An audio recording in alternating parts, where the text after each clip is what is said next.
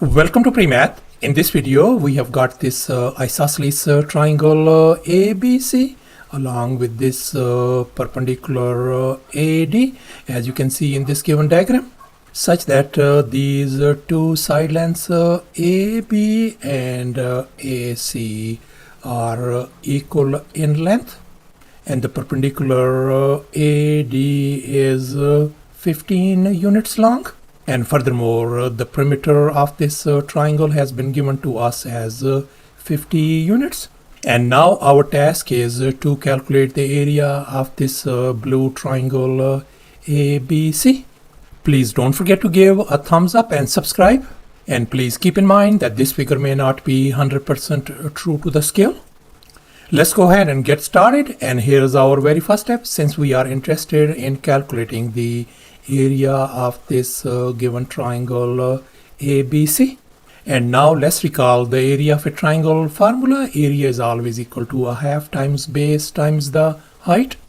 And in our case, this side BC is the base of this triangle, whereas this perpendicular AD is the height of this triangle as well. And our height is 15 units. So therefore now our task is to calculate the base of this triangle.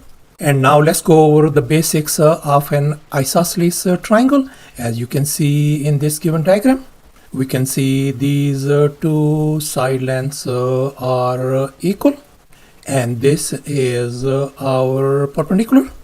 Then these two horizontal segments, this segment and this segment, they are going to be equal in length. And since we are dealing with this isosceles triangle ABC, so therefore this BD segment is going to be equal to this segment CD. That means this segment is going to be equal to this segment. If I label this segment BD as lowercase x, then this segment CD is going to be lowercase x as well. And furthermore, if I label this side AB as lowercase a, then this other side AC is going to be lowercase a as well. And bear in mind that this whole BC length is going to be the sum of these two individual lengths x and x. That is going to make it 2 times x. And now we know that the perimeter of this triangle is 50 units, and the perimeter is always the sum of all these side lengths, all of them. So therefore, if we add this side length, this side length and this side length, that must be equal to 50. So therefore I can write lowercase a plus 2 times x is going to be equal to the perimeter, which is 50. And now we are going to combine these like terms. So therefore we can write 2 times a plus 2 times x is going to be equal to 50. And now I can divide across the board by 2, since all of them are divisible by 2 obviously. So therefore lowercase a plus x turns out to be equal to 25. And now I am going to move this x in the other direction. So therefore our lowercase a could be written as 25 minus x. And I'm going to label this one as our equation number 1. And now let's focus on this right triangle ABD. And we are going to apply the Pythagorean theorem on this triangle. And here's our Pythagorean theorem: a square plus b square equal to c square. And in our case, this lowercase a is the hypotenuse, whereas our two other legs are x and 15. Let's go ahead and fill in the blanks. So we can write x square plus 15 square is going to be equal to our hypotenuse is a square. And now let's focus on this equation 1. Our lowercase a is equal to 25 minus x. So therefore I'm going to substitute a as 25 minus x over here.